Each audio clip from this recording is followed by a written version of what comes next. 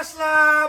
আমি একজন ভদ্র অটোওয়ালা, সাধারণ জনগণের দুঃখ দুর্দশা তুলে ধরার জন্য আমি এখন দাঁড়িয়ে আছি কুড়িগ্রাম জেলার ফুলবাড়ি থানার বড় ভিটিয়া ইউনিয়নের বড়লই ৮ নং ওয়ার্ডের আমসা বাজারের পাশে বাচ্চা মিয়া ভাইয়ের বাড়ির সামনে।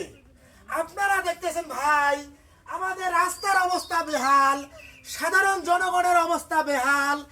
এমন রাস্তার অবস্থা হয়েছে সাধারণ মানুষ চলাফেরা করতে পারতেছে না।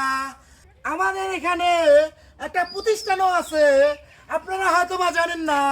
এখান থেকে ১০০ গজ দূরে হলো আমাদের এই প্রতিষ্ঠানটা।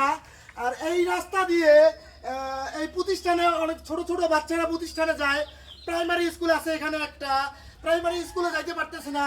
আপনারা দেখতেছেন রাস্তার কি বেহাল অবস্থা। তাই আমার নতুন সরকার এবং নতুন এমপির কাছে বিশেষভাবে আহ্বান থাকবে যেন আমাদের আমচার বাজারে এসে আমাদের এই রাস্তার দুঃখ দুর্দশা দেখে একটা সংস্করণ করে দেওয়ার ব্যবস্থা করে দেয়।